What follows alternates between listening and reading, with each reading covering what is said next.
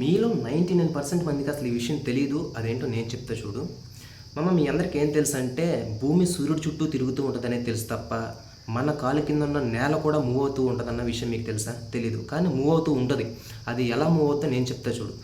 సూర్యుడి దగ్గర ఎంత ఉష్ణోగ్రత ఉంటుందంటే సుమారుగా 5500 డిగ్రీల నుంచి 6000 డిగ్రీల ఉష్ణోగ్రత ఉంటుంది. అంత హీట్ ఉంటుంది.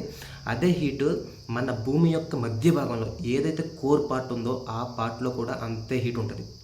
మన భూమిలో 3 లేయర్స్ ఉంటాయి. అవి ఏంటంటే పై లేయర్ అని ఏమంటారంటే దాన్ని క్రస్ట్ అంటారు. మధ్యలో ఉన్న లేయర్ని ఏమంటారంటే మ్యాంటిల్ అంటారు.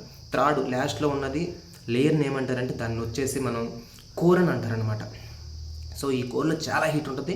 ఈ కోర్ కంటే కొంచెం హీట్ తక్కువ ఉంటుంది మ్యాంటిల్. ఇప్పుడు ఈ కోర్లో ఏమైందంటే హీట్ అయిన పదార్థాలు ఉంటాయి బాగా. మ్యాంటిల్ ఏముంటుందంటే ఈ కోర్లో ఉన్న దానికంటే కొంచెం చల్లటైన పదార్థాలు ఉంటాయి అనమాట. సో ఆ చల్లగా ఉన్న పదార్థాలు కిందకు వస్తాయి, ఈ కోర్లో ఉన్న హీట్ ఉన్న పదార్థాలు పైకి వెళ్తాయి. ఇలా సర్క్లింగ్ జరుగుతూ ఉంటుంది. ఇలా సర్క్లింగ్ జరగటాన్ని కన్వెన్షన్ కరెంట్ అని అంటారు.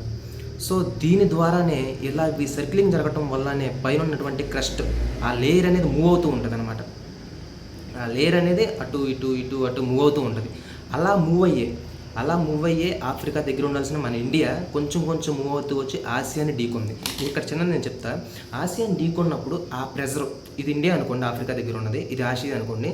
సో స్లోగా ఇది మూవ్ అవుతూ వచ్చి ఇలా దీనికి కలిసింది. ఇలా కలిసి ఈ రెండిట్లు ఫోర్స్ ఒకేలాగా ఉండటంతో చాలా చాలా చాలా చాలా చాలా చాలా ఇలా ముడతపడిపోయినాయి అనమాట. ముడతపడిపోయి పైకి లేచిపోయింది. దీన్నే ఫోల్డ్ మౌంటైన్స్ అంటారనమాట. ఫోల్డ్ మౌంటైన్స్ అని అంటారా, లేదంటే ముడత పర్వతాలు అని అంటారు తెలుగులో. సో ఓకేనా, ఈ విధంగా హిమాలయాలు ఫామ్ అయ్యాయి అక్కడ.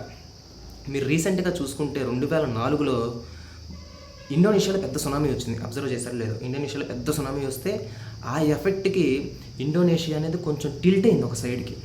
చూడండి ఎంత ఎఫెక్ట్.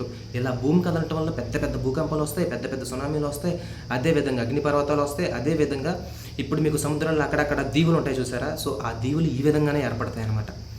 ఓకే, సో నేను చెప్పింది క్లియర్గానే అర్థమైంది అనుకుంటున్నాను. కొత్త మొహాన్ని ఎక్కువ టైం చూడండి కదా, అందుకే తక్కువ టైంలో క్లోజ్ చేశాను. చెప్పాలనుకుంటే ఇంకా చాలా మ్యాటర్ ఉంది. సో వీడియో నచ్చితే లైక్ చేసి సబ్స్క్రైబ్ చేసుకోవడం మాత్రం మర్చిపోకండి. అదేవిధంగా మీ ఫ్రెండ్స్ కూడా షేర్ చేయండి, వాళ్ళు కూడా తెలుసుకుంటారు. Okay, bye.